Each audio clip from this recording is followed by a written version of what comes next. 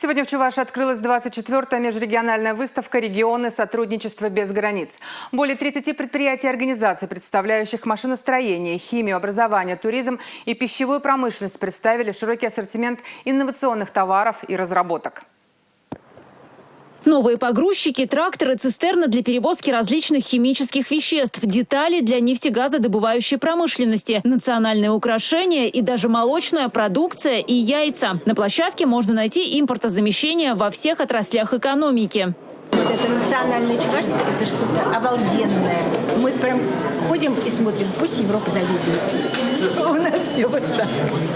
Чувашский госуниверситет несколько лет совместно с предприятиями региона занимается проектами по разработке импортозамещающей продукции. В арсенале вуза уже 3 готовые разработки и еще одна на подходе. Одна из тех, которую уже покупают предприятия страны – пакеры – уплотнительные элементы для нефтегазодобывающей промышленности, герметики для нефтяных и газовых скважин. Их делают из специальной резины, рецептуру которой разработали сами студенты. Серьезные разработки в вузе ведут и по сохранению окружающей среды. Вот эти ребята, например, прямо на выставке совмещают приятное с полезным, крутят педали вила Шрёдера и при этом измельчают пластик. А потом из переработанного материала изготавливают сувенирную продукцию.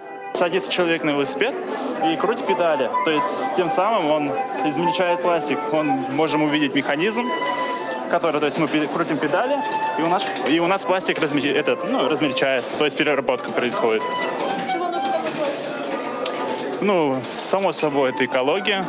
Экология сейчас у нас самая важная часть нашей жизни, нашей планеты. Мы, Чувашский государственный университет, заботимся об экологии.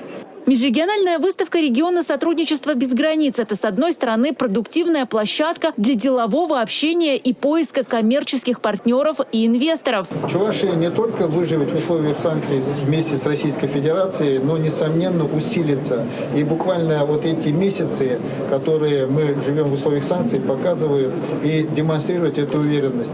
Экспорт продукции у нас, припали, но не настолько, чтобы она была драматичной. При этом появилось очень много новых заделов, и мы существенно сократили импортозависимость уже по действующим производствам. Наладили очень тесные коммуникации, прежде всего, между самими собой, внутри, и с правительством Российской Федерации, с институтами развития, в рамках которого тоже наработали очень много заделов, идей, проектов, которые, несомненно, дадут эффект, может быть, не в ближайшее время, но через год-два мы увидим очень существенный рост по многим направлениям.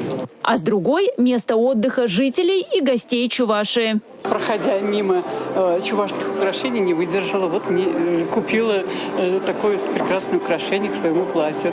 Кстати, у меня и есть из этой же серии и головной убор. Я родилась и выросла в Татарстане.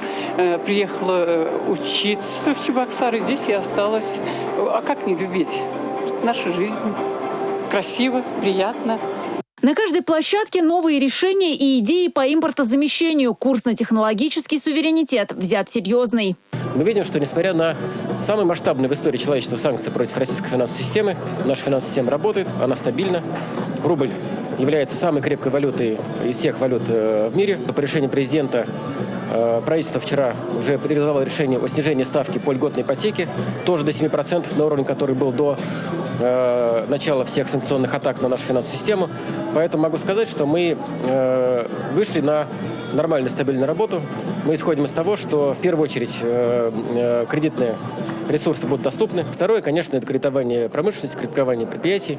В этой связи развивается также много льготных программ кредитования. Да, собственно, и сами банковские программы сейчас, банковские кредиты сейчас снова становятся доступными. Короткий период, когда ставки более высокие, заканчиваются. И вот эта стабилизация, о которой я уже говорил, позволяет предприятию снова вернуться к нормальному, обычному рабочему кредитованию. Татьяна Трофимова, Елизавета Цветкова, Бахтияр Велиев, Сергей Емельянов, Республика.